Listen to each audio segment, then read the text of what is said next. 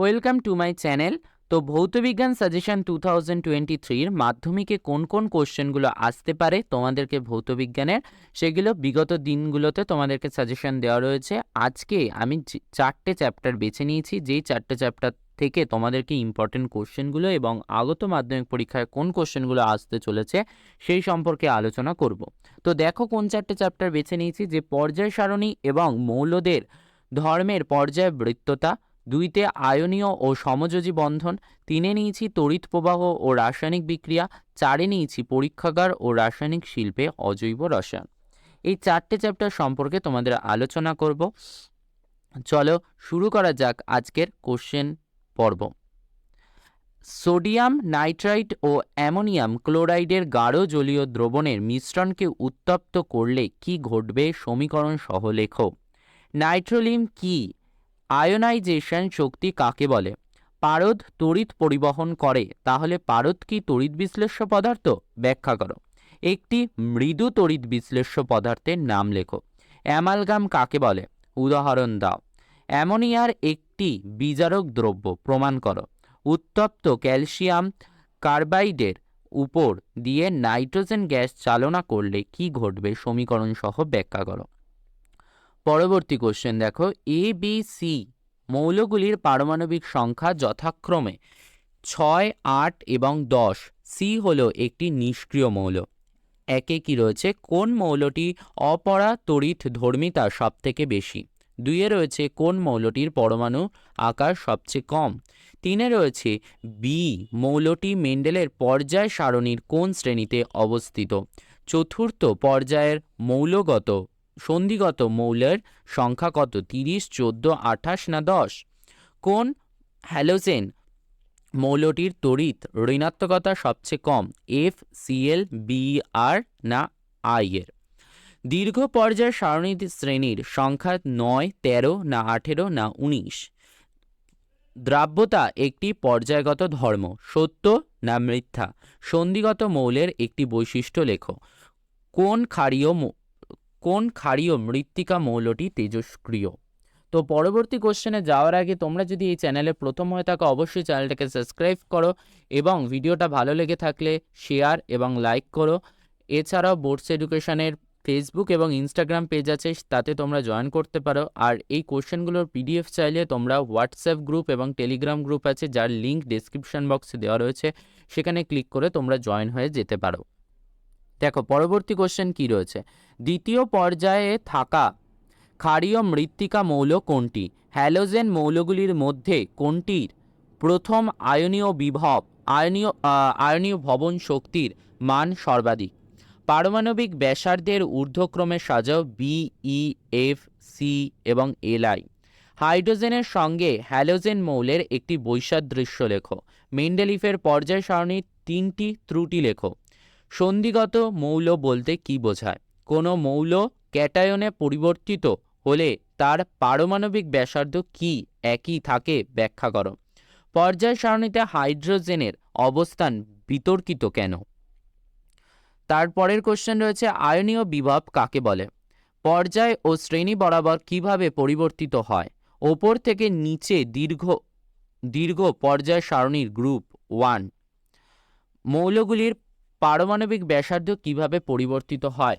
মেন্ডেলিফের পর্যায় সূত্রে সংশোধিত রূপটি লেখো। এই সারণীতে শ্রেণী ও পর্যায়ের সংখ্যা কত? হাইড্রোজেনকে দুষ্টু মৌল বলা হয় কেন? সমযোজী ও তড়িৎযোজী যৌগের দুটি পার্থক্য লেখো। এ এবং বি পারমাণবিক ক্রমাঙ্ক যথাক্রমে 17 ও 19। এদের দ্বারা উৎপন্ন যৌগের সংকেত ও প্রকৃতি উল্লেখ করো।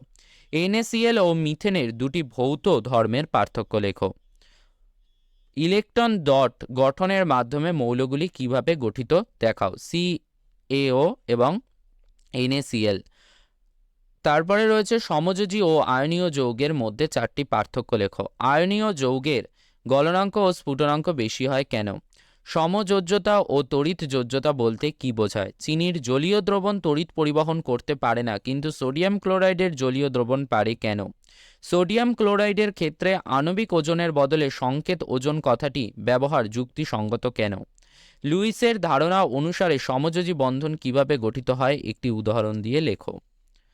ইলেকট্রন ডট গঠনের সাহায্যে নির্ণয় করো ম্যাগনেসিয়াম ক্লোরাইড সমযোজী না তড়িৎযোজী বন্ধন গঠিত হয়।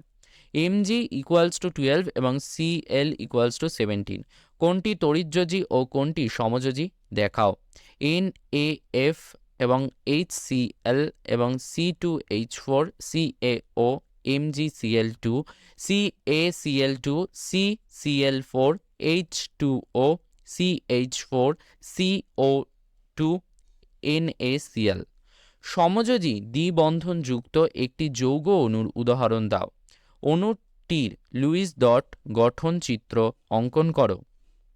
এ বি এর পারমাণবিক ক্রমাঙ্ক যথাক্রমে 17 ও 18, এদের দ্বারা উৎপন্ন যৌগের সংকেত ও প্রকৃতি উল্লেখ করো। এই কোশ্চেনটা আগেও একবার দেওয়া হয়েছে, এখন দেওয়া হয়েছে, রিপিট করা হয়েছে। কোশ্চেনটা কিন্তু ভীষণ ইম্পর্টেন্ট। Na ও Na প্লাসের মধ্যে কোনটি বেশি স্থায়ী এবং কেন? CO2 অণুর লুইস ডট গঠন দেখাও। লুইস ডট চিত্রের সাহায্যে অ্যাসিটিলিন যৌগের গঠন দেখাও। সোডিয়াম ক্লোরাইডের বন্ধন Na বন্ড Cl হিসেবে প্রকাশ করা যায় না কেন? পরবর্তী কোশ্চেন, NaCl2 CCl4 এর মধ্যে কোনটির গলনাঙ্ক বেশি এবং কেন? লুইস ডট চিত্র অঙ্কন করো। অ্যামোনিয়া ও মিথেন। একটি পরমাণু থেকে অপর একটি পরমাণুতে সম্পূর্ণ ইলেকট্রন স্থানান্তরের মাধ্যমে কোন ধরনের রাসায়নিক বন্ধন গঠিত হয়? একটি উদাহরণ দিয়ে দেখাও। লুইসের ধারণা অনুসারে সমযোজী বন্ধন কিভাবে গঠিত হয়? একটি উদাহরণ দিয়ে দেখাও জলের অণুতে হাইড্রোজেন ও অক্সিজেন পরমাণুর মধ্যে কোন ধরনের রাসায়নিক বন্ধন বর্তমান।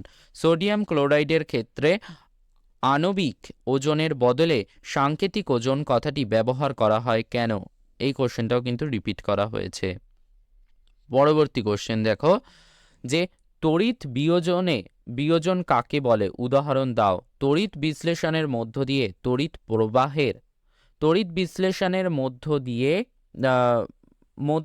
তড়িৎ প্রবাহের ফলে তড়িৎ বিশ্লেষণের রাসায়নিক পরিবর্তন ঘটে, ব্যাখ্যা করো। অ্যানোডাইজিং এখানটাতে তোমাদের ওয়ার্ডটা নেই, এটা হচ্ছে অ্যানোডাইজিং হবে, ঠিক আছে? অ্যানোডাইজিং কি? ওকে, তারপরে কোশ্চেন রয়েছে অ্যানোড ম্যাড কি? অ্যানোড ম্যাড কি? ওকে, এখানে একটুখানি টাইপিংয়ের একটুখানি প্রবলেম রয়েছে, এই জায়গাটা একটুখানি তোমরা দেখে নাও। তারপরে হচ্ছে তড়িৎ বিশ্লেষ্য বলতে কি বোঝো? একটি মৃদু ও একটি তীব্র তড়িৎ বিশ্লেষ্যের নাম লেখো। একটি তরল পদার্থের নাম করো যা তড়িৎ পরিবহন করে অথচ তড়িৎ বিশ্লেষ্য নয়। কোনো ধাতব পদার্থের সোনার প্রলেপ দিতে হলে তড়িৎ বিশ্লেষ্য হিসেবে কি ব্যবহার করবে? মৃদু তড়িৎ বিশ্লেষ্য একটি লবণের উদাহরণ দাও। জলের তড়িৎ বিশ্লেষণে ক্যাথোড হিসেবে কোন ধাতু ব্যবহার করা হয়? ওকে, পরবর্তী কোশ্চেন দেখো কি রয়েছে। স্পর্শ পদ্ধতিতে ব্যবহৃত অনুঘটকটি কি? ওলিয়াম কি? H2S গ্যাসকে কোন নিরোধক দ্বারা শুষ্ক করা হয়? ধূমায়মান সালফিউরিক অ্যাসিড কি? লাইকার অ্যামোনিয়া কাকে বলে? কিভাবে হাইড্রোজেন ক্লোরাইডের গ্যাসকে সংগ্রহ করা হয়? পরীক্ষাগারে N2 প্রস্তুতির রাসায়নিক উপকরণ ও বিক্রিয়ার সমিত সমীকরণ দাও। লেড নাইট্রেটের জলীয় দ্রবণে H2S গ্যাস পাঠালে কি ঘটে? সমীকরণ সহ লেখো। অ্যামোনিয়াকে বায়ুর অক্সিজেন দ্বারা জারণ ঘটিয়ে কিভাবে নাইট্রিক অক্সাইড উৎপন্ন করা হয়? অনুঘটকের নাম ও শর্ত লেখো। বিক্রিয়ার সমিত সমীকরণ লেখো। অ্যামোনিয়াম ক্লোরাইডকে শুষ্ক কলিচুন সহ উত্তপ্ত করলে কি ঘটে? সমীকরণ সহ লেখো। এবং পরবর্তী কোশ্চেন দেখো কি রয়েছে, এটাই তোমাদের লাস্ট কোশ্চেন এই সাজেশনের। তো লাইকার অ্যামোনিয়ার বোতল খোলার আগে ঠান্ডা করার প্রয়োজন কেন? ক্রিপ যন্ত্র প্রস্তুত করা হয় এমন একটি গ্যাসের নাম লেখো। গ্যাসটি প্রস্তুতির সমিত সমীকরণ লেখো।